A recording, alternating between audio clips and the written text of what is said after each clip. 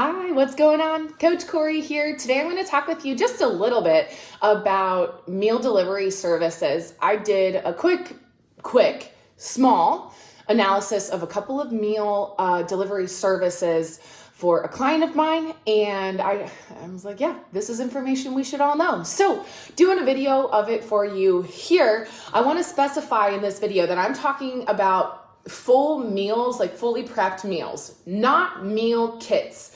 And so there's a difference. However, what I would add is that the filter is the same for both of them. But when it comes to the analysis, I'm specifically speaking about these meal delivery services. They come fully prepped. You pop them in the microwave or the oven, and they're good to go. There's no throwing ingredients together or anything like that. This is as simple and easy as it gets. So the four that I looked at, Factor75 was where the question kind of came from. I looked at Trifecta, Eat Clean, and Fresh and Lean. And so what I'll do is, again, it's a really quick analysis. I did not go crazy looking at all of the ingredients, looking at every single meal. I did not, I really just took a few quick moments. And for me, that was all I needed. Now you may need more, and I encourage you to do more research. Really dive in if you're somebody who is looking at using a meal service like this, because you need to do your homework. Something that I'd like to call out is that the FDA regulates food labels, the release of those ingredients, and all of the things that are included on a food label. I will say that I inherently distrust a governing body like the FDA. So I think, just to announce my biases before we really get into the video, if you're someone who is like gung-ho for government guidelines, I'm probably not the girl for you. Go ahead and exit out of this one. So coming back to the analysis, I'm going to talk about each one of these meal services really briefly. I got my notes off to the side, and I'm going to give you a really good filter that you can run if you're considering these meal plans. So I'm going to go backwards and talking about Fresh and Lean first. And you'll notice what my filter is, and you can, take some notes. You'll notice as I talk through. So Fresh and Lean, the first things I noticed were that, first of all, their food actually did look appetizing, and that's kind of important to me if I'm going to order it offline. I understand that food doesn't have to look pretty, but I do think it should look appetizing. I noticed that their sugar content was relatively low. There were a couple meals that I clicked into that I would not buy and I wouldn't recommend. So when it comes to your sugar, look for 10 grams or less per whatever that serving is. So depending on the food that you're looking at, whether it's a meal like this, or maybe you're looking at something like beef jerky or whatever, if there's more than 10 grams of added sugar, then nix it. Don't go for it. If you're someone who's looking to be low carbohydrate, then you need to pay attention to the carbohydrate count in general. And you're probably looking for something with no more than about 40 grams of carbs. And even to me, if you're low carb, 40 grams of carbohydrates sounds like way too many. You might bring that filter down to something like 10 total grams of carbs or 20 total grams of carbohydrates. So be paying attention to sugar and carb. And then for Fresh and Lean, lastly, I noticed they weren't using what I would consider a bad oil, which would be safflower, sunflower, palm, canola oil. I didn't see those on the list. So no bad oils was the note that I made. I would say Fresh and Lean is probably okay to go with every now and then. And we'll come back to that filter and how to decide if it's appropriate for you. Eat Clean was the next one. In short, their food looked disgusting. I would personally never put that much hot sauce on a chicken. I don't understand why. I don't even know. I don't want to get too into it. It didn't look appetizing. It didn't look like food I would serve friends. Therefore, I wouldn't put it in my own body.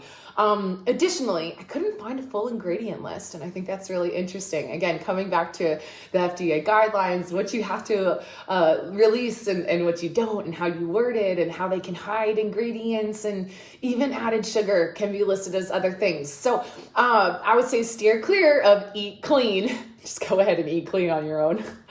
Trifecta. Again, I couldn't find an ingredient list, and I was really interested in Trifecta because I'm a CrossFit fan. If you've been following me, I'm sure I've mentioned CrossFit a number of times. I love it, and it's a huge thing in the CrossFit world. I think Haley Adams is using Trifecta, and Danny Spiegel, one of the strongest women in the field, is using Trifecta. Now, that for me can go either way. So if the best athletes in the world are leaning into a service like this, It must be okay.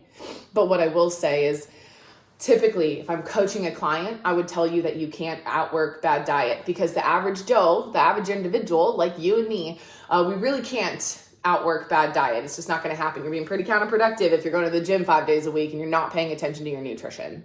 At that level, at that really high level, the CrossFit Games, I mean, these guys they need calories. You and I need appropriate nutrients, but at that level, they just need calories. They need dense foods that they can eat in between training sessions.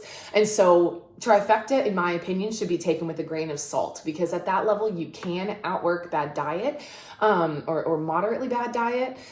So just to be cautious. So Trifecta was kind of on the line for me. And then bringing us to Factor, the main one, the one that kind of brought up this question and this little exploratory thing that I did here. Factor was what the main question was about. And this one, again, looked good on sugars. There was maybe a couple meals in there, a little bit high on the sugar, and I wouldn't recommend it. So run that filter again. And the fat sources. So when I had previously started working with a client who was interested in Factor, I was noticing that cream cheese was basically the main fat, and I wasn't seeing another source of fat on that list. However, that would have been a year or so, maybe even a year and a half ago now, something like that. And when I saw this time, when I looked today, I saw a lot more olive oil on the list, some sour cream, some cream cheese, shredded cheeses as well. So getting your fats from the dairy, getting the fats from the olive oil. And so I would say that that's okay. All things considered. And so now what I want to do quick here is go into your primary, and what I'm going to call in this case, a primary and a secondary filter. And this goes for any processed foods, really any foods at all, any meals. This is a really great filter to run to help you stay in control. So here's how it goes. Primary filter, carb count. Pay attention to the total number of carbs. If you're shooting for a low carb diet, that would probably look like about 50 grams per day. 50 grams a day of carbohydrates. So if you're looking at these meals and they contain about 40 grams of carbs per meal, you need to be strategic about the rest of your carb intake the rest of the day. And again, the sugar rule was just look for 10 grams of added sugar or less. And then again, refer back to that carb recommendation if you're low carb. From there, look at the type of fat.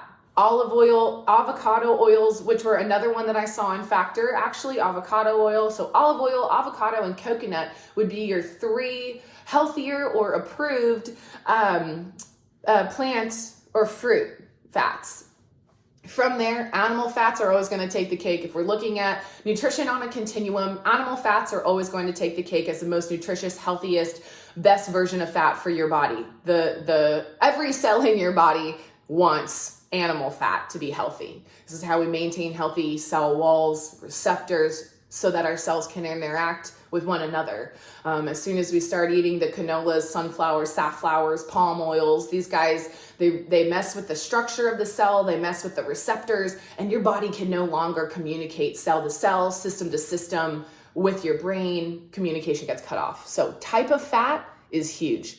And then, of course, the amount of protein. We need protein, and amino acids. The functional unit of a protein is your amino acid. They're essential. We don't make these in the body. We have to bring them in from external. So again, that primary filter, the carb count, the type of fat, and the amount of protein, in short. The secondary filter, things that you want to consider as well. Where are the ingredients sourced? Organic, non-organic, local, free range, grass-fed, grass-finished, all of these different things. I'm not going to tell you what's right, what's wrong, what's good, what's bad. You get to decide for yourself. So eat some foods, notice how they feel in your body all the way through, and make that choice for yourself. The other thing you want to look at is shelf life. When it comes to these meals, when it comes to any kind of processed foods, we want to look at shelf life. I'm going to go ahead and say a shorter shelf life is better. If a food lasts too long in my refrigerator or on my shelf, I throw it away. I will not eat it. It concerns me. And then lastly, always read the label before you purchase, before you leave the store. Read the label, read the ingredients. If you have questions about it, man, ask me right here. Hop on over to my Facebook, snap a picture of that label and send it to me on there. I would love that. Ask someone who you trust, essentially, if you're not sure yourself. If you're not sure what to look for on labels, go ahead and let's get together and let's talk about it. I would love to help educate you on that one. So that's what I have for meal delivery services. As always, let me know what questions you have. This conversation can continue. I want to be clear again. This isn't nutritional advice. This is simply what I noticed, what I looked for. And I would encourage you to kind of create that filter for yourself. You get to choose your own choice. If you don't like the way things are feeling and the way that things are going, then it's time to get educated, learn something, and make some small changes. Thanks so much for tuning in. I really appreciate your time and your energy here, and I can't wait to bring you something else sometime soon.